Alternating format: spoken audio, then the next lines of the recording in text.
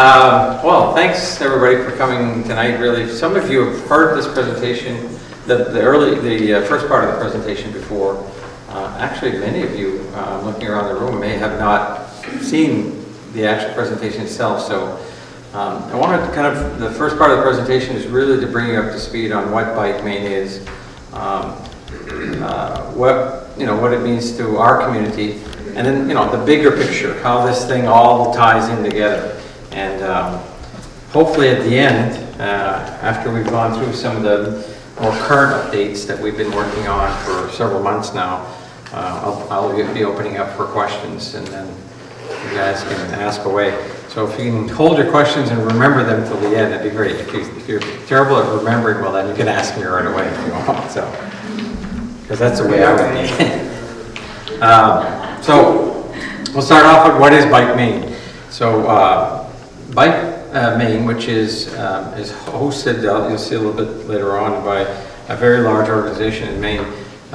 They put together a ride once a year. This is not a race, it's not a competition. It's actually a celebration of people with a like interest biking, but a fully supported ride. And what we mean fully supported ride, we're really talking about soup to nuts for these people. They've paid, if they're registered early, a little over $1,000 to be on this ride. And for those who did not register early, it's $1,200. Now the ride really filled in right away. As soon as the ride is announced, where the location is, well, even before it was announced, half the registrations had already come in. And then the other half came in as soon as they announced where the ride would be. And they have this ride once a year. It's always in the same time of the year. It's held in mid-September. And the reason for that is because it tends to be a between season. And in Maine here, especially for us, September, I don't know how you guys feel, but September is always better than June. Yeah. I think it is anyway. So it makes it for a good time for them to host a large event like that. It's after Labor Day, which is, a lot of the campgrounds have closed down, the traffic's a little slower, school is in session, and in fact, really, it makes for a great time for them to host it. They're early, getting right into the early part of the foliage season, harvest season, and is going. So every year they design this high quality ride, and it's literally a high quality ride in some place in Maine. And I'm not sure, Carl could probably tell us where last year, but was it on the coast last year? It was up in yeah. And that's where it was last year. The year before was in Greenville. So every year it's at a different location in Maine. And really it's, as it says on the slide, it's a celebration of people, places, and the culture. And they're heavy on the culture. They really are putting a lot of emphasis on the fact that you're going to be traveling through one of the regions of Acadia of the Lands and Forests, and they're pushing that very, very heavily. Hi, Donna. So again, what is Bike Maine? Well, the goal here is to really promote Maine. This is really, as I said, it's a cycling event. We're really trying to have them deposit their dollars, obviously, while they're up here. They've obviously spent quite a bit. Those dollars are being turned around and put back in the community. In 2017, there were participants from 40 states, 6 countries, and it generated about $660,000 the event itself. And since the thing has been in place now for the last 5 years, they've generated about $2.3 million for the regions here in Maine. So the Bicycle Coalition of Maine is the hosting organization for this. They're the ones who put it together. It's a separate organization. Bike Maine is kind of a separate organization from the coalition. The coalition does a lot of things. The signs you see on the side of the road, for example, that say you have to be so far away from a bike, and the bike pass and pedestrian pass, and all that. A lot of that's funded by the Bicycle Coalition of Maine. I'll break those numbers down a little bit more on another slide here, but so what does the ride really offer to the riders? What do they enjoy? Well, first of all, they're going to be taking in a ride that will average each day somewhere around 55 miles. Some days a little less, some days a little more. But the ride each day comprises a route that has already been predetermined. They've been working on this route now for over a year. It's almost 2 years, actually, if I go back to when they first started looking at which routes would work well. And they rode some of those routes, and they've been, they narrowed it down to exactly where they want the route to be. So the route obviously has some hydration and some nutrition stops that are pre-planned for them. There's also lunch that's pre-planned somewhere between that. I mean, if you're going to ride 55 miles, somewhere around that ride, you got to stop and eat something, you know, more than just an energy bar and some water, you know. So there's lunch every day that they're riding, planned somewhere halfway into the ride. The riders are offered an overnight stay. Usually it's, I say usually, almost always in the heart of the community, or in the center of the community. In our case, you know, we've selected the Riverside Park to be the location, and all of Riverside Park is taken. Everything from the bathrooms, including of course the pavilion, all the way to the fire department, and including the fire department, as a matter of fact. So that's all part of where the location of Bike Maine will be. They'll when they ride in, they're expected that their gear is waiting for them, because there's a group of people that have loaded their gear up in a truck and they've moved it to the next location, and when they arrive here, their gear is waiting for them. Most of them are staying in a tent. Some are staying in our hotels, and the hotels have already filled out. All the hotels in the locale that, for those people who are not into tenting but really want to do the ride, they've already made those arrangements. But the majority of them will be in tents, and the tents, by the way, will be set up towards the riverside of Riverside Park. So if you've been on the other side of those trees, on the other side of the pavilion, there's a plateau there, and then it dips down, and there's another grassy area there. That'll be full of tents. All of that will be full of tents. And so if they haven't been socializing, with other riders on the road, they'll be obviously setting up camp and socializing with people when they arrive.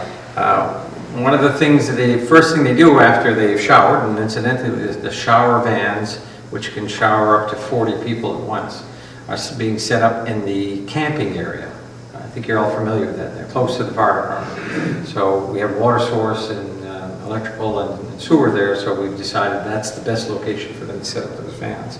So they'll shower, and then generally they're going to go be looking for Donna, because as I'll explain later, Donna is the information booth. She's got hopefully we're going to get a bunch of people that will help her, and they want to know what's going on. Okay, what does Fort Kent have to offer? Now keep in mind, we've already fed them our activity list that we've been working on now for months.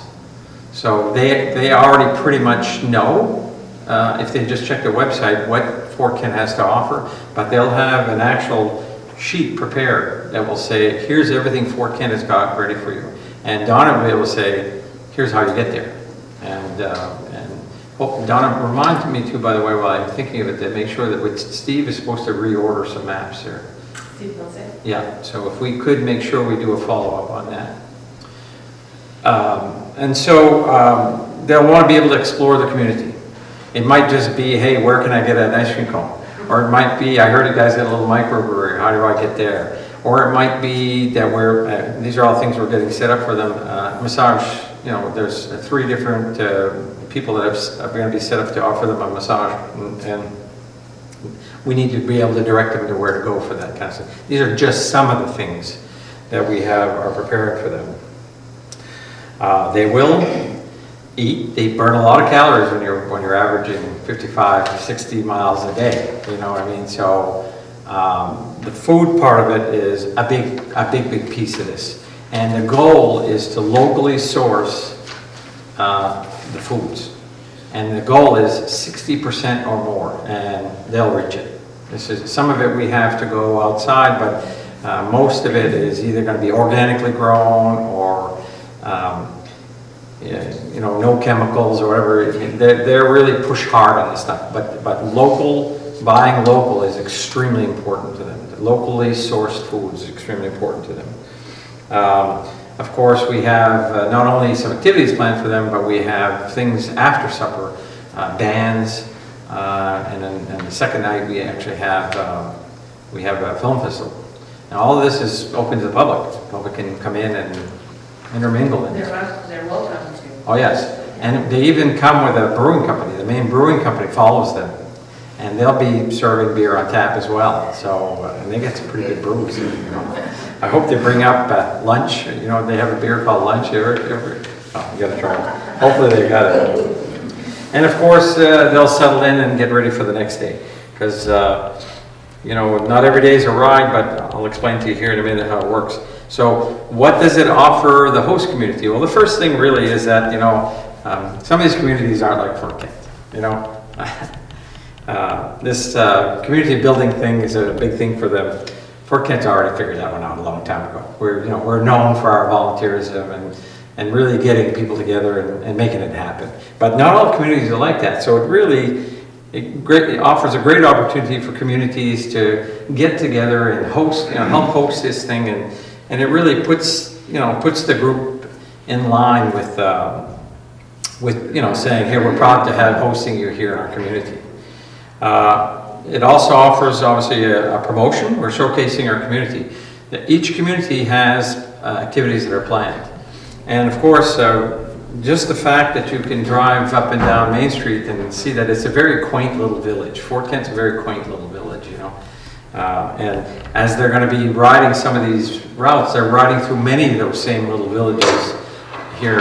Matter of fact, one of the days, as I'll explain later, is that they're actually, one of the rides one day is to Allagash and back, which it's going to, a new experience really for Bike Maine, you know what I mean? So everything that this area has to offer, the town has to offer, is already on the website. If you go on the Bike Maine website right now and you look at the ride and how each community is explained right there, that we've already been pushing a lot of stuff to them for them to be able to put on the website for these riders who have never been here before, these 450 bikers, to see, you know, what they can expect when they get here.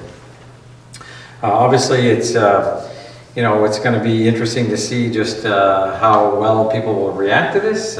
We've always done pretty well there. We've seen biathletes jogging on the streets, and you know, athletes and teams fueling up at gas stations and eating in restaurants. So, you know, we're not going to do anything different in Fort Kent. It's going to be the same thing, and we hope that we'll welcome them as we've always had. And of course, really, for us, it's an economic boost. It really offers the community a chance to be able to have an infusion of cash, with the fact that we're buying a lot of stuff here, and they'll be also depositing some money here, and it's going to be a great thing economically for us, you know what I mean?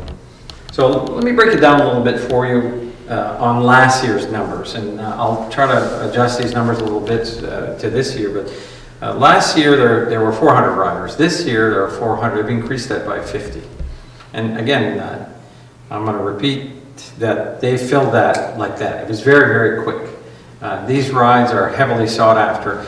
I get stuff in the mail as a rider, and I know, Ronnie, you do too, you know, where you can get these rides in the Sonoma Valley, and you can go from vineyard to vineyard, and it's much like that, really. It's really, except it's showcasing Maine.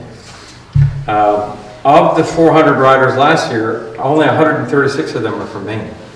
This year, almost half are from Maine. So, if you haven't figured that out, that tells a big story. That if other people that are in this ride, not many of them, I'm sure, from Aroostook County, these are people who have maybe never been to the county. And what a great way to experience, you know, trying to see another part of the state that they may not have seen.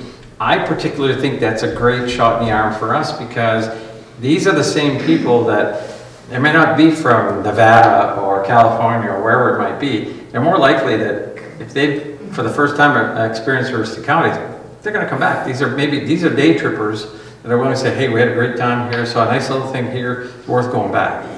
So I think the fact that this year the numbers are greater from the state of Maine, you know, as far as the number of riders, I think that's a plus for the ride. Of last year's number, 264, of them were from either other states or other provinces or other countries.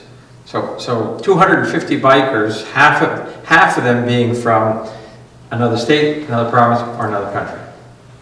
So, and be here probably for the first time, you know what I mean? And you can see the male, female breakdown. I don't have that breakdown as yet, but I'm sure that it probably doesn't look much different than from previous years. And the numbers look very close to returning bikers. I think it's somewhere pretty close to 140 people that were signed up to do the last year's ride have returned to do this year's ride. So some of these are like really just love the ride that Bike Maine puts together. And the age range, as you could see last year, was quite broad. You know, people that are 17 years old, almost 80, that are in the ride. And the average age is about 50. I will add something to the demographics that is not listed here, in that most of these people are high net worth. These are not people who are going to come here with ragged bikes or not willing to spend any dollars. These are generally high net worth people, people that are used to traveling, people that are used to being on bikes, love biking and love the adventure of seeing a new area. So that's kind of a plus for us and something we kind of need to get kind of gear up to. And then the breakdown earlier when I said 660,000 is roughly what it infused into last year's ride. And you could see the breakdown there. About 262,000 of that was spent by Bike Maine for the ride itself. This was to support the riders, whether it be food or lodging or whatever fees or monies they gave communities or stipends that they put out. About $262,000 was actually poured in from Bike Maine. So that left about almost 400,000 that was actually spent by the riders themselves. Again, these are people not afraid to spend money. You're probably thinking, well, they're on a bike. How? Yeah, they're not going to ride a trailer behind them and bring their stuff home. That I don't think really matters to these people. If if we were lucky enough to have an art studio here, maybe, okay, for them to come here and have seen a piece of art that they may have said, wow, I saw that vista. They'll just have it shipped to them. Right. So that's the point right there. Yeah. So I'm encouraging businesses to, first of all, stay open. I'm encouraging, I know Donna and I have talked about setting up some kind of an artisan showcase, an arts and craft, if you may, or whatever it is. It doesn't matter whether it's just folks that want to sell some art or whatever it is. And Donna, we haven't discussed about exactly where, but I think you have an idea where you want to put that, right? Yeah, well, I mean, no matter what kind of event we have in town, a lot of them use that farmer's market area across the street from the church parking lot. Okay. And in fact, I know when the co-op was here, they encouraged people to go there for certain events, and they liked that spot. Okay. Because it's very centrally located, this high traffic area. Do you think we should be closer, Donna? Do you think maybe it should be in the actual church lot itself, or on the side of the church, maybe next to Church Street or something, closer to Bike Village? That's up to, those kinds of things are all Me too. in here. So. Exactly. So. But I maybe we just need to be able to, I know you were going to send out a note to the crafters or kind of a blanket note that says if anybody's interested. We don't want to discourage anybody from really setting up or doing any, and don't worry about, well, what's a biker going to buy? That's not in the equation, but you got to be prepared that if you're going to sell them something, obviously, that you got to be prepared to say, I'll make sure I ship it to you, or we'll make arrangements, you know what I mean? So again, this has meant millions of dollars for the economy in the last 5 years here. So the community impact really is what, after it's all said and done, Bike Maine actually has whatever's left over for funds or whatever, they're actually going to put together some grants. I've actually got Steve working on some grant proposals as we speak. We're one of the host communities. Why not get our grant proposal out there as early as can? Because he's got work. They've done a great job on our walking paths and our bike paths here in Fort Kent. Where we even have a plan for those of you who might be on that committee. They put together a plan several years ago on what their ultimate goal is for biking trails and walking trails and crosswalks, and the flashing lights that you see here and there, at the Heritage Trail, these were all put together from Steve's office. These are grants that he's put together. So they want to do more of that. They obviously, these are very costly things to put together, but we're hoping that Bike Maine will be giving us some money here on some grant proposals we're going to put in. As you can see here, that the first grant was given to Gardner, and there were 2 community grants in 2017. One of them was for construction of a pump track. I don't know if you guys are familiar with a pump track, but these are the tracks where people don't have to pedal. It's it's all gravity, and there's paths, and so they put $2,700 in the school district to construct this pump track that's there, and $4,000 to the Washington County Council of Governments. What I've seen there is that there's a bike trail that goes for many, many miles there in this region in Washington County, and they spend a lot of money setting up these, what they call these repair kits, because there's so many miles of bike trails there, and it's called the Bold Coast Bikeway. So this year there'll be $16,500 available for grants from this ride here. So you can't see this very well. I apologize really for this slide, but it just kind of gives you an idea. And I'll step in front of the screen here for a second. It kind of gives you an idea of the ride itself. The ride will start and stop, or start and end in Prescott. So the first night of staging, they'll actually, these are people coming together, or riding in or flying in or whatever they're doing, they're coming in and they'll be set up there in Prescott. And the first ride goes to Caribou. Now, as we all know, that's a short ride from Prescott to Caribou, but they're not taking that route, obviously. They're taking about a 52 mile route around here, up in this area here, and then eventually ending up in Caribou. And Caribou was ready for them. They're in Caribou one night, and Caribou has a bunch of activities that they're ready for them. The next day, of course, they'll be fed a beautiful dinner that night in Caribou. Wake up next morning, they'll be fed a great breakfast, and then they'll take off for a fairly large, pretty much a straight trek to Madawaska. They'll arrive in Madawaska and again be fed dinner there. I can't remember how many miles that one is. 50 miles. So arrive in Madawaska, be fed supper, wake up next morning, be fed breakfast, but the second day, that day is a non-biking day for them, and a non-supported day. After they've been fed, they're going to do whatever they want to do. They can cross into Edmonton if they wish. Of course, Madawaska has some activities planned for them for both days, but nevertheless, they're free to do whatever they want, because the next day is not a ride day for them. The following day is a ride day for them. They'll leave from Madawaska, and then they'll head towards Fort Kent, but not without an extensive route, as Don knows, through the back trails. They're actually kind of backtracking, going down to, I think, Beaulieu Road, coming out of the Long Lake Golf Course and around Long Lake, and then turning up towards 162, hitting the Caribou Road. And they're actually coming in through, they've actually they touch into Santa Gata a little bit there. And then they come into Fort Kent on the Caribou Road. And they won't come directly to the park from there. They actually turn up North Perlebrook and then come back down South Perlebrook. They add a few miles there. And primarily it'd be for them to be able to see. There's a reason why these routes have been selected. It's because some of them have some beautiful vistas that you wouldn't see if you didn't go out of the way a little bit. They haven't been selected because of the most difficult route, because that's what the riders want. They want up hills. It has nothing to do with that. It's the majestic value of it is what they're looking for. They're looking to showcase this area. So they've selected these routes and where those routes are going to be for that very reason. So they'll arrive here somewhere around 2-ish. Some probably a little earlier, some obviously later. But it's around that time when they'll start rolling into Fort Kent. And they're in Fort Kent for 2 days, which is pretty rare. They don't do this usually, where there's actually 2 days of ride in one community. They may have 2 days in the community where one day will be a ride and the other day will be an off day.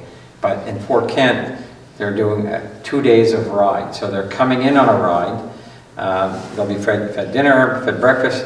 The next day, after they arrive in Fort Kent, they'll be offered a choice of 2 rides. Now, the primary ride is to Allagash and back. They're actually paving the road from Fort Kent to Allagash before the event.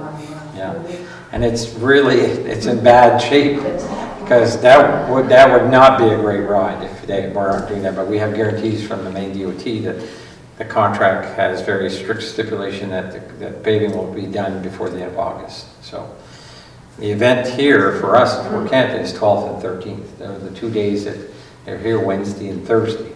So the majority of them will head towards Allagash. It's actually the longest ride of the entire week's trip. It's a 62 miles round trip to Allagash and back. And it's not usually done that way, where they'll go in and come back on the same route, but we don't have much of a choice, right?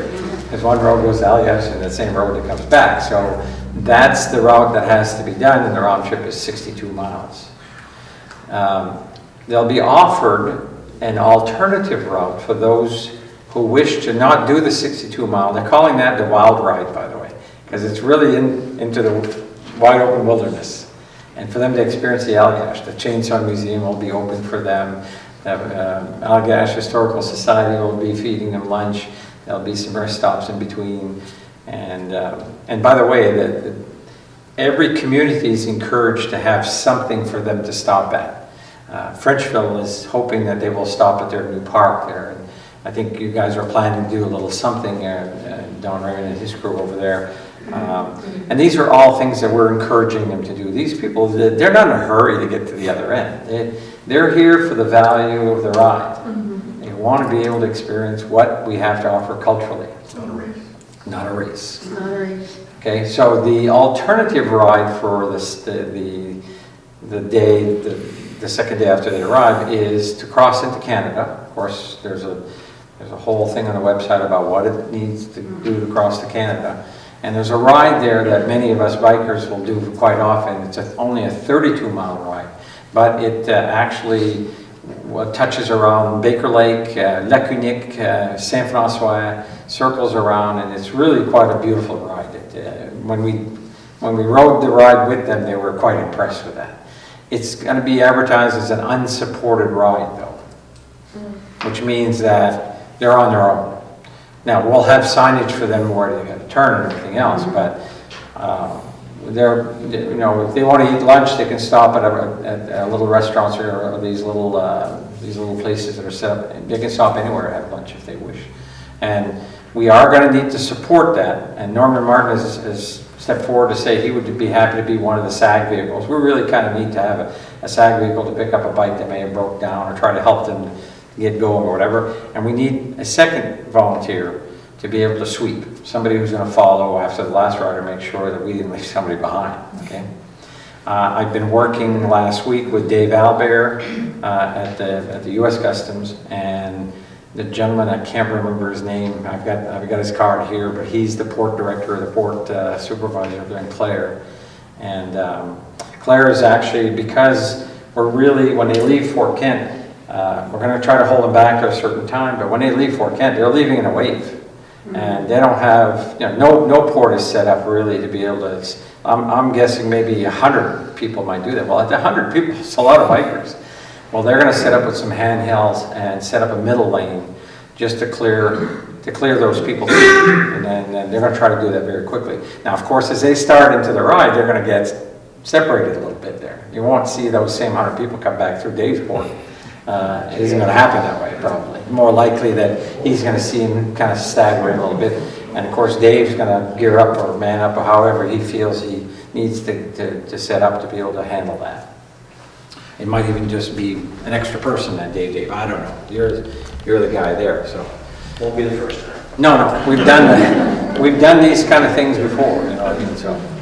So of course, when they arrive here, that day is going to be a little looser day, because they don't have tents to set up, and they're not getting in and settling down, are they? They've already done that the day before. So that day, I expect, is going to be a big day for them to want to, really, really see the activities. Now, we have a list of stuff that we've put together. Almost too long for me to put into this meeting, really, but, you know, some interesting stuff, including even stuff that's away from here, like the Fort Kent Outdoor Center, tours of that. And the Fort Kent Outdoor Center's trying to help us in some way to be able to find transportation and move them there. I think Carl is working on maybe finding some vans or whatever to be able to, because these would be stuff that's not right in town, but gee, it's our little jewel, and we want to make sure that we want to give the opportunity to be able to showcase that as well, you know what I mean? So that second, I expect, will be a lot. We'll see a lot of people wanting to take part of big activities, you know, as much as they can put in.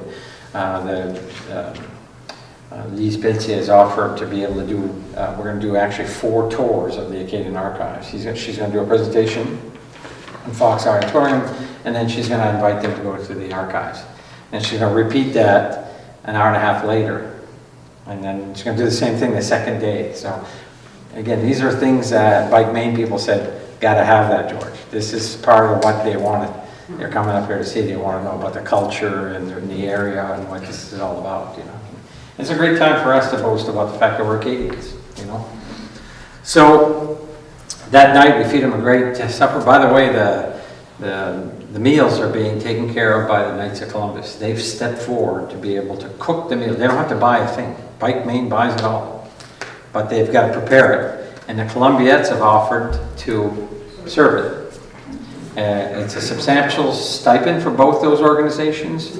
Well worth the effort for them. And I think really they're well set up. Good crew there to be able to do that. Because the food part of this is extremely important. You know, obviously everything's important, but we've got to be able to make that happen, and we've got, I think, the best group there to do that. So, and if you saw the menus, you wouldn't believe it. I mean, briskets and even the breakfast menus are really quite elaborate. So lots of ploys? We have ploys, I think both the breakfast and the dinner. So, yeah, they got to have ploys. I can't forget that. Will the meals be right at Riverside?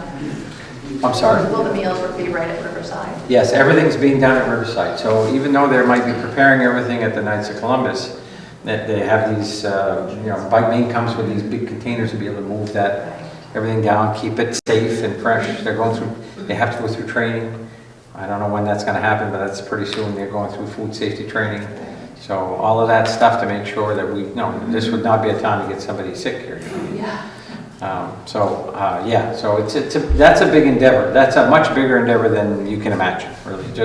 We've been working on menus now for months. It's, making sure, again, where can we get this locally sourced? Can we get this here? Can we get that? You know what I mean? So the last morning, when they get up, feed them breakfast here, they head to Senegal. And there'll be, Lakeview is offered to host that because they've got a nice area for them to be able to camp at and everything else. So Lakeview's doing that. They're there for one night. They get up the next morning and they finish their ride to Prescott. So Senegat to Prescott. So again, when they go to Senegat, they're not leaving from here directly going to Senegat. There's really some beautiful routes with potato fields, and it's really extremely well. They were, by the way, last week the Bike Maine people were here, rode the entire route. They rode the entire route all week just to check it out and fine tune it.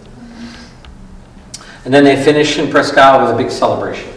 And then they're pretty much done there. As I said, Prescott is, kind of like got them twice. They've got to be able to take care of them twice. So that's the route itself. Now, what do we have to do? What's our job? As a host community, what's our job? I'm sorry if I'm going on a little bit here, but it's kind of exciting. It really is an exciting event. Without a doubt, the largest event that we're going to have in Fort Kent this year. So we are in charge of 5 or 6 things. Okay. Village logistics is the first thing that we have to make sure that we are staffed to take care of that. Steph Gaillon and his however many volunteers he feels he needs are going to be able to take care of that.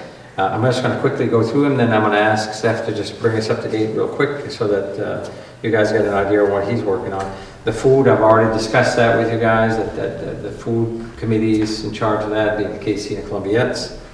The afternoon activities, Lance Moran has been working with me directly on that. We've been working kind of together, and I've asked Ronnie Peltzy to help me from here and there.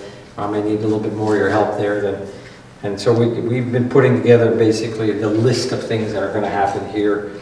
The emergency planning, Mark and his crew are taking care of that. There's a lot of work obviously there to make sure that we keep these people safe. There's the information centers, which would be staffed with Donna's crew. So again, and I've, you know, as I talk a little bit more, as you're noticing, we need people there. You know, this takes volunteers to do this stuff. And then we have a volunteer coordinator, which is Kelly Martin. So Kelly will be made sure that, you know, whatever's missing here, we have to make sure that we get it filled. You know what I mean?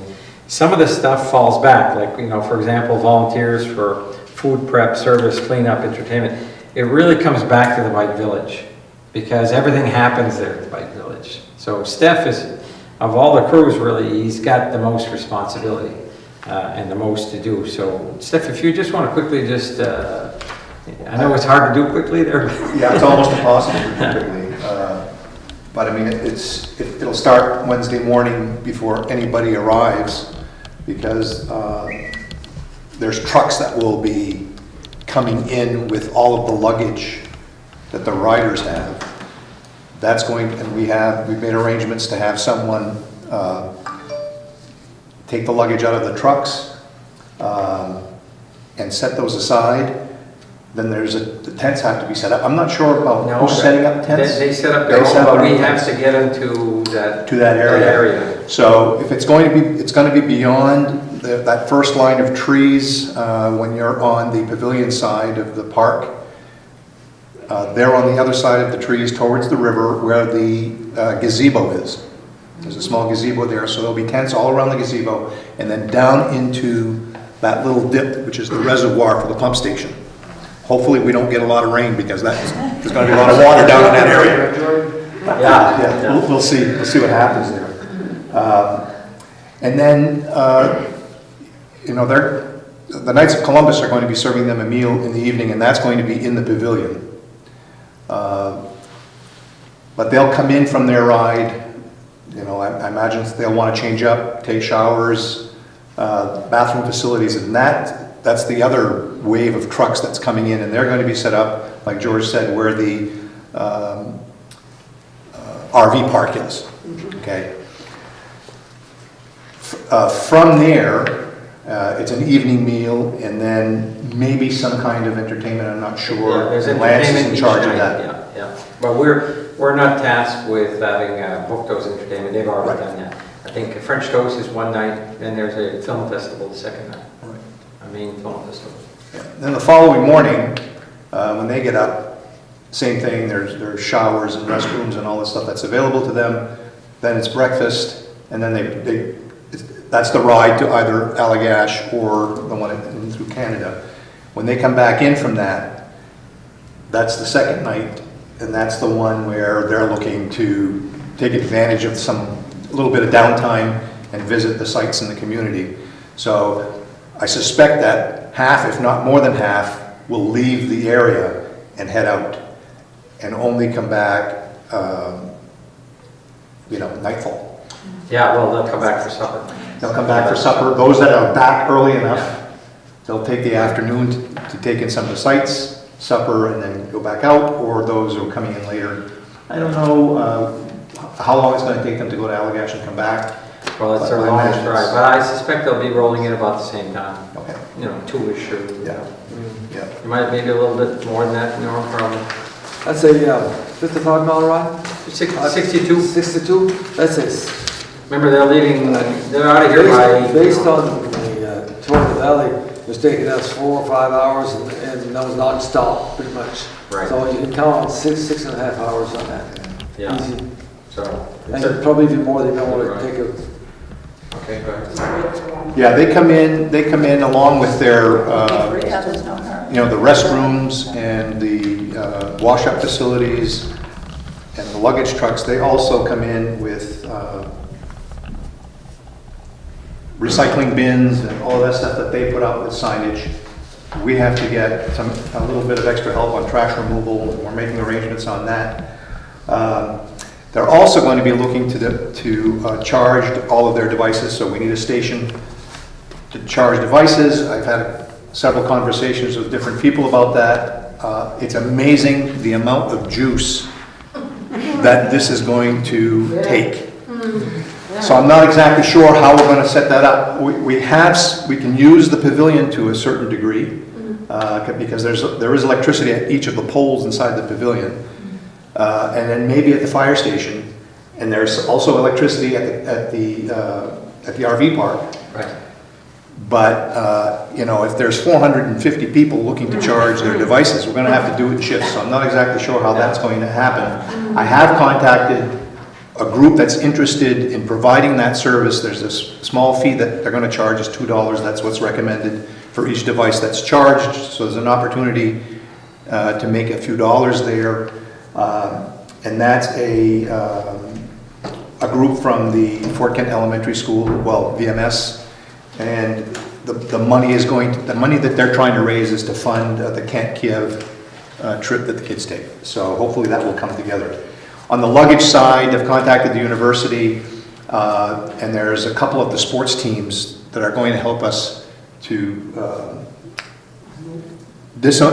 unload and reload the luggage, because we got to do it on each end. These are all stipend for the These are organization in the community. There's a Right. stipend for those people there, so go ahead, Scott.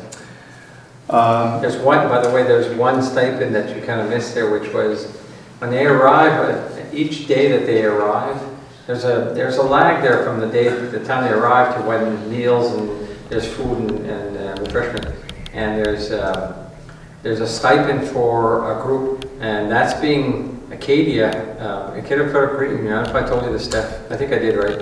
Acadia Federal Green. Beverage and snacks. Right. So what they're going to do is they're a sponsor of the event, by the way, but they have agreed to set up, and all the money that they raise, by the way, they'll give them the water and all that to sell, and they're going to obviously do their own little thing with popcorn and some other snacks and all that. Everything they raise is going towards Must be ending hunger. ending hunger. So the credit union will give everything that they raise their back to Right. a nonprofit goal that they want to do. So that works out pretty well. And these are all opportunities for our community.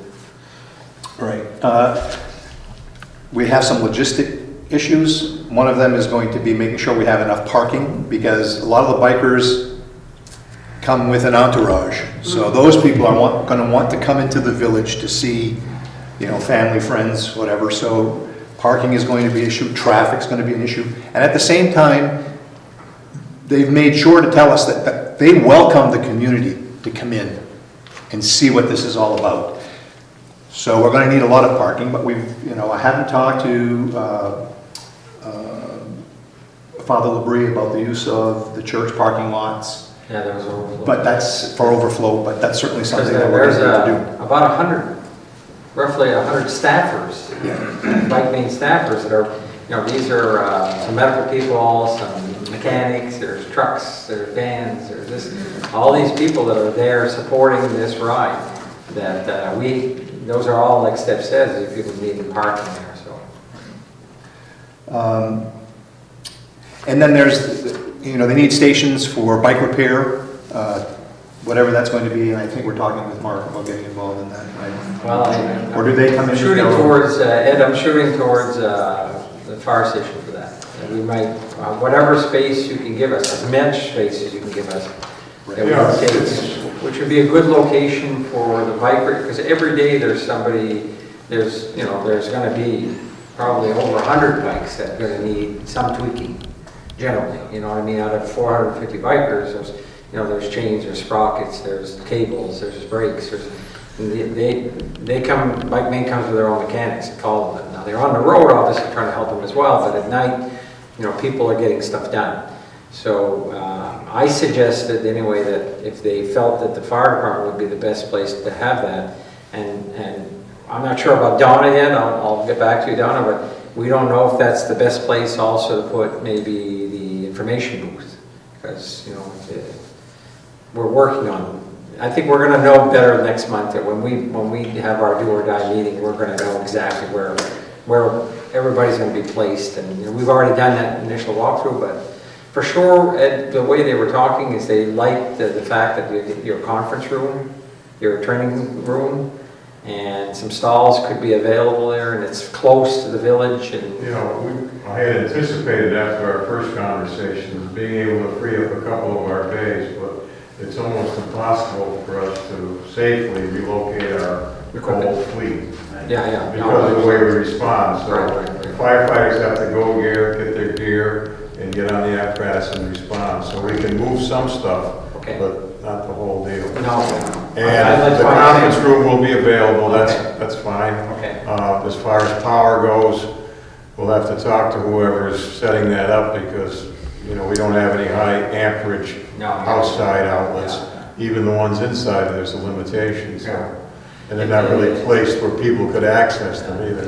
It's gonna be a challenge there. The charging of the phones, obviously, everybody's gonna come with a device, some kind of device, so. So obviously we want to make this work and we'll be glad to work with them, Yeah. but there's got to be a limitation. Yeah, I understand. We'll work around that as best we Yeah, can. yeah. And remember, we're not talking about 2 full days of occupancy. We're talking about those Well, hours but I'm when also they're out. talking about the area pretty much from the, let's say, the riverside of the fire station out to Main Street has to be kept open Absolutely. in case we have calls. So people can't, any of this stuff can't be parked there either. Yeah. Our people have to come in and park and leave with the, Yeah, for a response, yeah. so we can monitor that too. Or the, Yeah, that's good point, Ed. I'm glad that we, Yeah. We'll have to have that kind of, you know, cordoned off in some way. okay? So coordinating traffic control's gonna be. Yeah. Yeah. I don't see any traffic going down Dewford Street other than, No, you I think know, our it has to primary, be selected. That should be strictly an exit. Yeah, either going out Never let or it go in where the it's sun gotta be is. kept open. and I think they're talking about Church Street being our primary. Yeah, I would vote for, Yeah, or further out even. They like the fact that it can be staying open there. Of course, the other end's got the ambulance service too, so we have to kind of make sure that we're not in their way. That's gonna be challenging there. Yeah. So obviously, we need a lot of volunteers, and that was the purpose for this meeting. I'm going to approach some of the other organizations in town to make sure that we have an ample supply of volunteers. My biggest concern really is loading and unloading luggage, the charging of the stations, traffic control. That's a huge one. Yeah. But I think we can manage that. And the thing is, you know, it starts early and it ends late for those people. So we'll have to work in shifts. Yeah, So and that's that's that's exactly what we need. We don't need somebody to be there for 6 hours. Well, we could use 3 or 4 people who want to be there for a couple hours. But that's Pretty much, I think yeah. pretty much it. I think we have a lot of internal stuff that him and I are working on there, but for the public, I think to know you've hit it all, I think. So. And to highlight again, there's stipends for each one of those groups. This is what's nice about working this event. Yeah, if it's not a stipend, there's a recommended charge that they're Right. more than willing to pay. And what's important is that the money is dedicated to some charitable cause. Right. That's what they're looking for. Yeah. And so we're working on that. Okay, so as I mentioned, while the food part of it obviously is all taken care of. The only thing I want to add there is they're going to need people to help. So if you're a knight, or if you're a Columbiette, or if you're just the public to say, hey, listen, I'm not a knight or Columbiette, but I'm sure willing to help if I could. We're looking for people to step forward because it's going to take people on their side there to be able to, they'll know better what they need for staffing than I do. So I just want to open it up to the public there to be able to say, be ready to step forward to offer your help on those folks there. The afternoon activities, that's the group that's actually putting the activities together. But in fact, I'll jump over to Donna right now on the information center. Did you get an impression, Donna, you knew exactly where they wanted the information center, or we just said it might be here, it might be there? I think we're still looking at a couple locations where we'd be best located.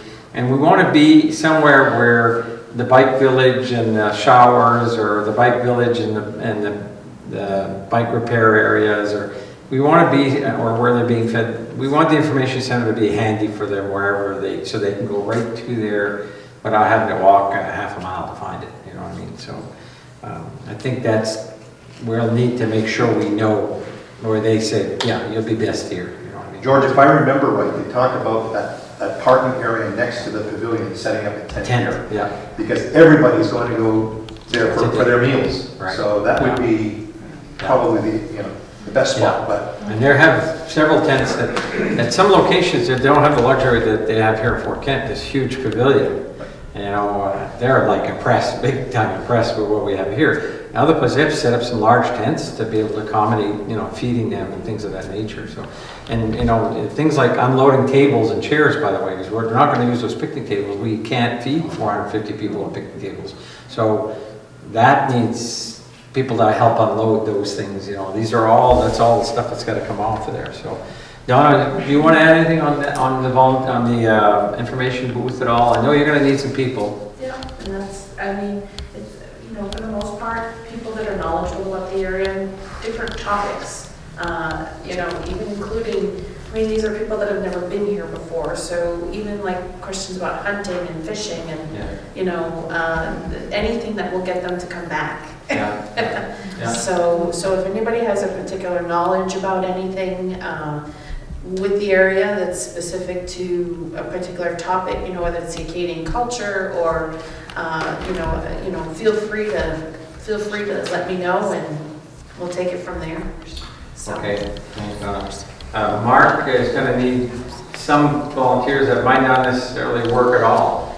For example, somebody gets a call from Montana and there's a death in the family or there's an emergency and that biker has to get back to Prescott.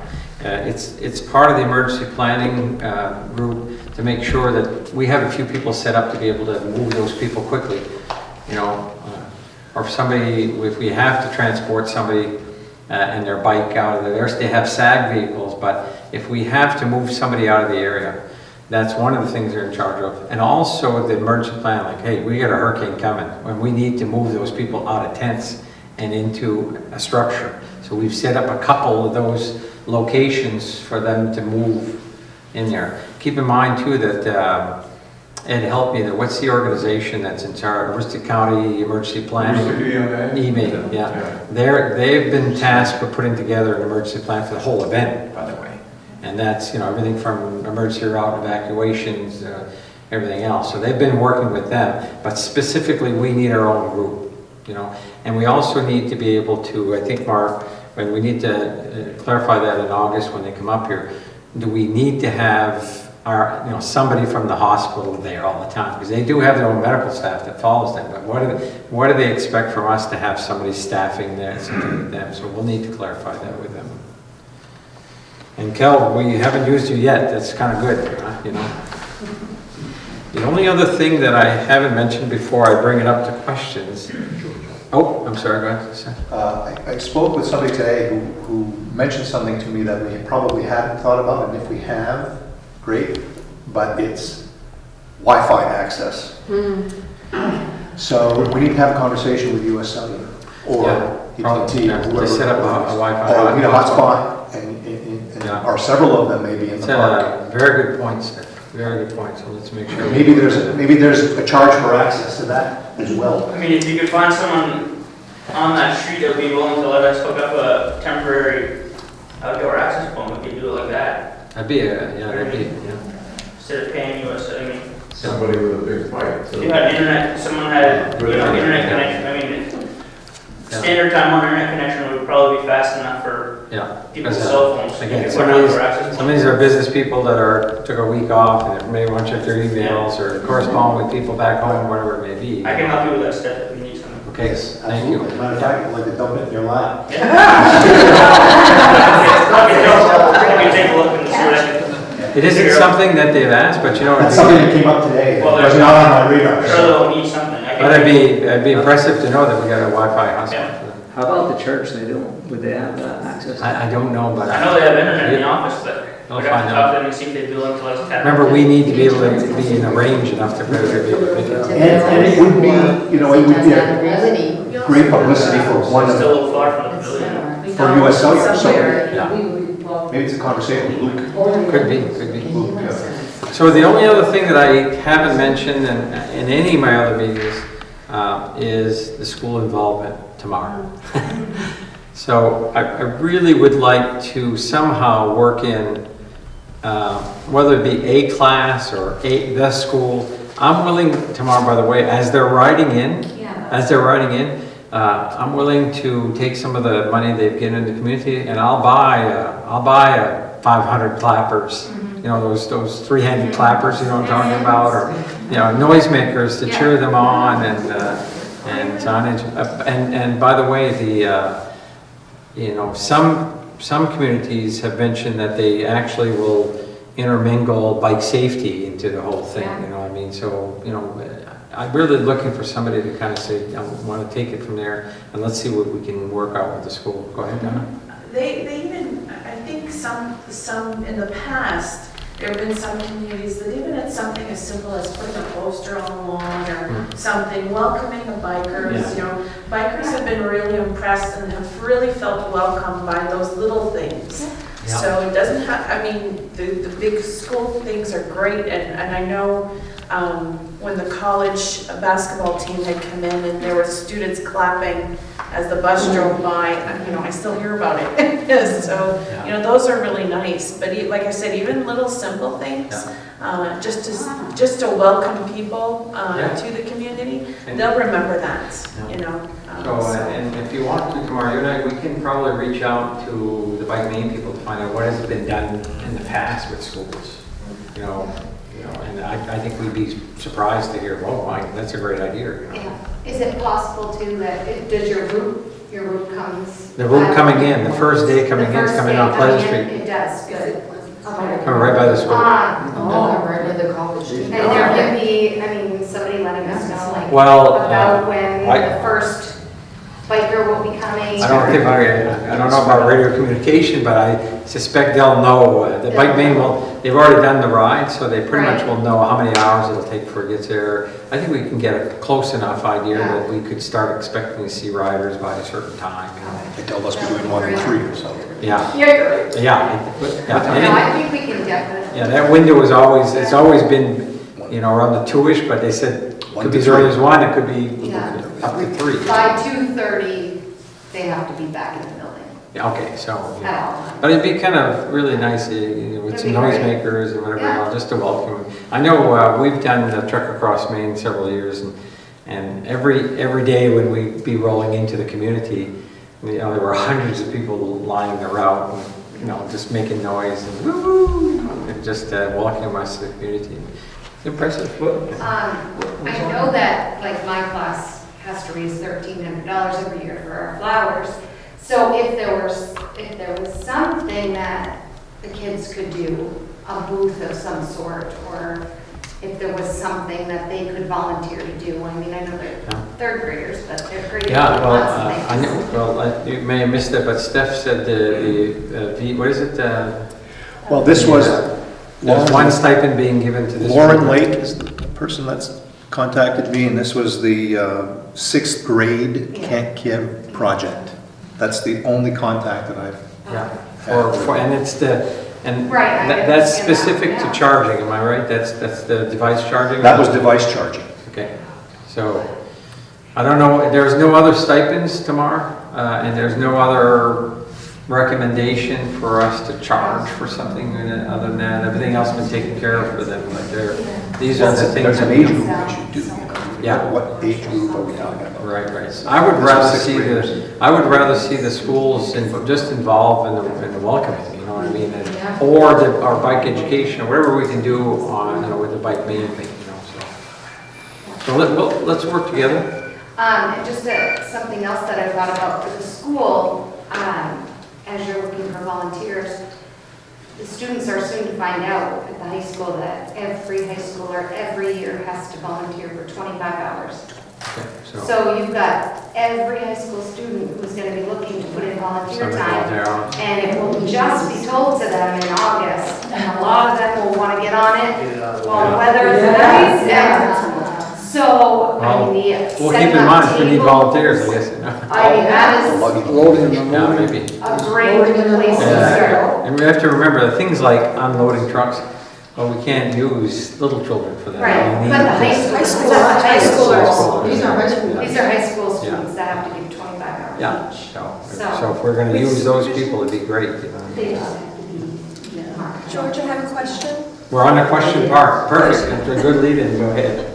Where is French Toast playing? What venue? They're playing right at the pavilion, as I understand it, Okay, Yeah, excellent. everything has to. And is the film festival held, I assume, at right at the Century same. Theater? No, it'll be held there as well. Okay. This is my understanding, that we haven't been the planners of that part of it. The Bike Maine is the one that's booked these things, and this, the film festival, I don't know if you guys know about that, but earlier this year, in the spring of the year, the competition closed down for films to be submitted, short films to be submitted by people of Maine, and I think there's a relationship with Chuck Dow. Am I right? One of his kids got one of the was awarded one of the films to be Fantastic. so that, and they're really quite exciting films. Great. They're very well produced and all that. So that's being unveiled here. It will not have been seen at all before that. That's awesome. So first time it'll be viewed That's here. exciting. So I have a suggestion, and that is hearing that the information booth most likely will be by the pavilion. Then you have the films there at the pavilion, and you have French Toast at the pavilion. And they're eating, and I'm just thinking about being a biker and tired, but still want to be involved in things. And so we have that there for them after they eat, which is great. So I'm just thinking that because there's a parking issue and you're going to need the parking at the farmer's market where the church is, and also the church parking lot, it makes sense to me. I'm thinking there should be some kind of tent or some kind of coverage overhead where your crafters and your artisans can be. Yeah. So that they can just take advantage of that whole area. I don't know where that would be though. This is where Don and I had this discussion. Yeah, because you gotta be on the cover if you're gonna be showing. It's not gonna rain, by the way. I don't know if I told you that. But in case it does, that's, I don't know. Most people do come in with their own little canopies, I think, right? Some crafters do, but some don't, I'm sure, right? Right. That would definitely be something to work on, I think, Yes. Maybe, I know there's some organizations that have some tents. I know, like, for example, the Legion has a few of those things that they can pull out. I don't know if they would be willing to let them. But it sounds like that's the location, and then if we could just figure out a way of getting coverage so that works are not ruined and. Could definitely be, something that you could start working on. Because Donna, you haven't sent that note out just yet, because it's a little early to do it. No, I just sent a little notice saying, inviting them to this meeting. Okay, all right, so that's first step here to be able to, good. Any other questions? Holy cow, did that good a job? I can't believe that. No questions. Everybody's stunned. Yeah, they're like, I know, Ronnie, you had a question on that. Well, I was kind of curious when the school opened. Was it 8:30 when you guys get started over there? 8:30? No, 8:06. 8:06. The school Because, starts in session August.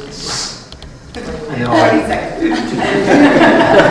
August 22, so, things like buses and things like that we're hoping that we might be able to use. It's gonna be a little challenging, like Fort Kent Outdoor Center, we could have got a couple buses, but to move them there about the same time the kids are being delivered home, it's gonna be very challenging to be able to use that kind of transportation there. So I think Fort Kent Outdoor Center is the only issue we have with moving people to a location that isn't within walking distance. We'll work on it though. I know that they'll come up with a solution on how to do it. Will there be like little tours offered?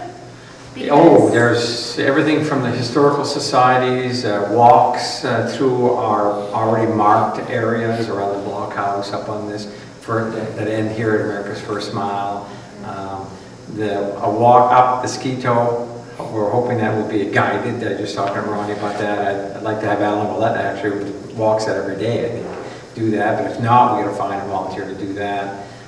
There's a big list tomorrow. It's a big list of activities that we've got planned for them. So, from the standpoint of moving those people around, like going to go on whatever tours they're gonna go on. Yeah, We're saying the only one that may need busing, but yeah. what about visiting the archives? No, that's walking. Okay, I may have an answer for the artisans.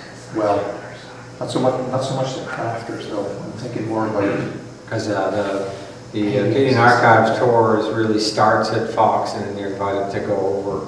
The Evangeline exhibit will still be there, and as well as some very priceless archives that she's going to be laying out.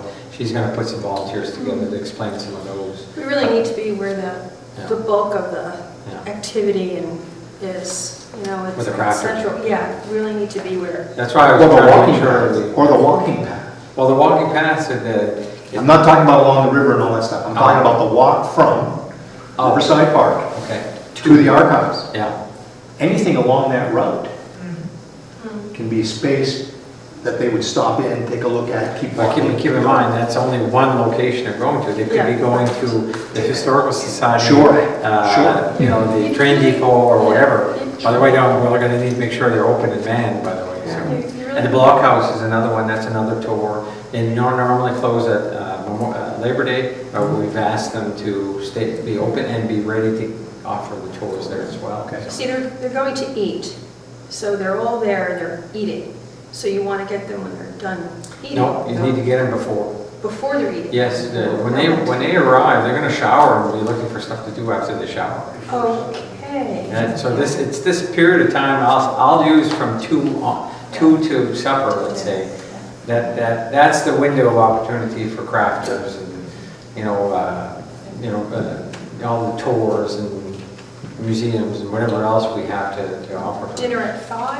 5:30, and then I would suspect that after 5:30 we don't have them anymore. In our, they might still mull around, and maybe they don't want to put in French toast. They would just rather be walking downtown and checking out, getting an ice cream at Al's, or going to the little brewery, or whatever it might be. Some will probably have scheduled some massage therapy for after supper, or whatever it may be. But I'd say that's not the window we're looking for opportunity to be able to give them the tours and these crafters. I'd say the windows before supper. I think you agree, right, on that? George, when you learn more about hospital side, you said you're going to be talking about that at the next meeting. Yes. You're going to reach out to us. Okay. Mark is your contact on that. Oh, okay. Yeah. So I'm not sure what they will know better. Right. What's the date? Do you remember August? Where we have all of us have to meet with the bike meeting. We have like about 2 hours. August 8th, Wednesday the 8th. So if you want to attend, then by the way, Ed's been invited to be at that meeting as well. And so if somebody from the hospital wants to be there, that would be great, because we'll know right there what's our obligation. Obviously, we have to be ready with the ambulance. Is that Riverside Park? Yes. Yeah. What Yeah.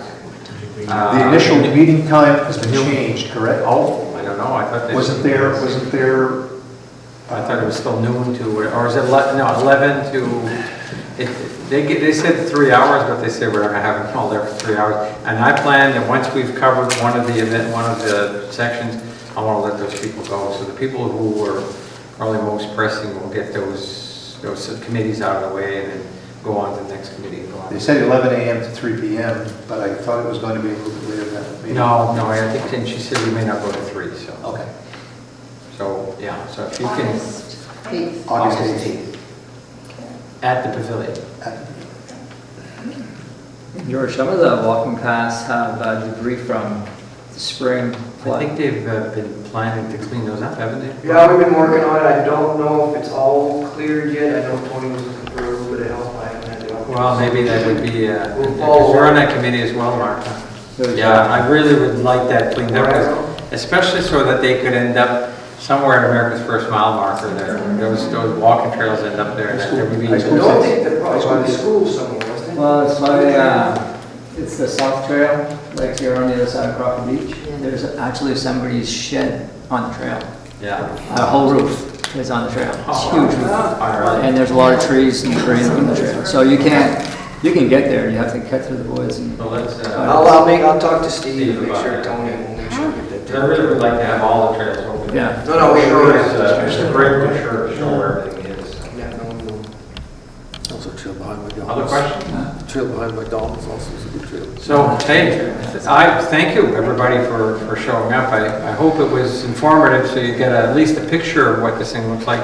It is a big event for our community, and we really, you know, everybody you talk to, you need to be able to tell them the story, and we want to be able to invite people. Let's stay the warm community that we are here, and talk to these people, participate, you know, show up, participate if you'd like, come see the village. That'll all be open to the public.